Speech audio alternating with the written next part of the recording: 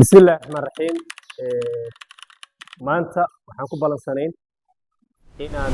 muraajaca ka bixino maadada chemistry fasalka afraad ee dugsiga sare insha Allah taala waxaan qaadan doonaa revision ku saabsan chemistry form 4ka gaar ahaan waxaan qaadan doonaa maanta chapterka 7aad ee loo yaqaano chemical equilibrium waxaan soo dhiganay equilibriumka inuu ka mid yahay jabtarada form 4ka gaar ahaan jabtarka 7aad iyo jabtar 7ka waxaan xoogga saari doonaa ilaa iyo qodobada soo socota waxaan xoogga saari doonaa qodobadan waxaan qaadan doonaa wax la yiraahdo reversible iyo irreversible reaction falgalka la soo celin karo iyo midka la soo celin karo waxaan soo sharaxnay reactionska ayadoo la fiirinayo direction u socdo falgalka laba loo qaybinayo mid waxa la yiraahdaa reversible falgal dib loo soo celin karo midna waxa la yiraahdaa irreversible falgal aan dib loo soo celin karo marka waxa baranayna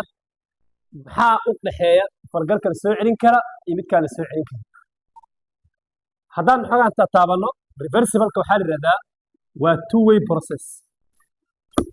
way process falgalka u soconaya laba jiho oo ah forward and backward salaano kale a plus b equal to o c plus b oo falgalka markuu hor u socdo laba falaar leeyahay midna hor u socdo midna gadaal u socdo falgalka noocaas waxa loo yaqaanaa reversible irreversible waxa waaye waa one way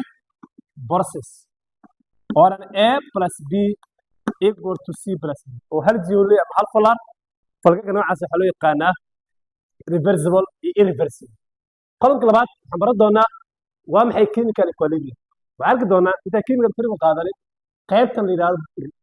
possibility of reaction falgalka markuu dhacayo saddex suurtagal falgalku dhaca suurtagalkooda waxa la yiraahdaa reaction ga going to completion falgal bilaabanaya haddana dhamaanaya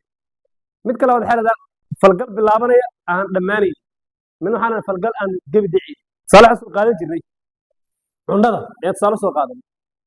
saxanka hadii cunno badan ku jirto waxa dhacday saddex qaab ayuu qofku cunada ku cuni karaa inuu weelka bilaabo dhameeyo inuu weelka bilaabo qayb kaga tago inuu weelka ku jiro uusan cuninba falgaladan waxa la yiraahdaa saddexaas qaab ay noqonayaan kadib marka saddexda qaab mid kamid ah oo la yiraahdo reversible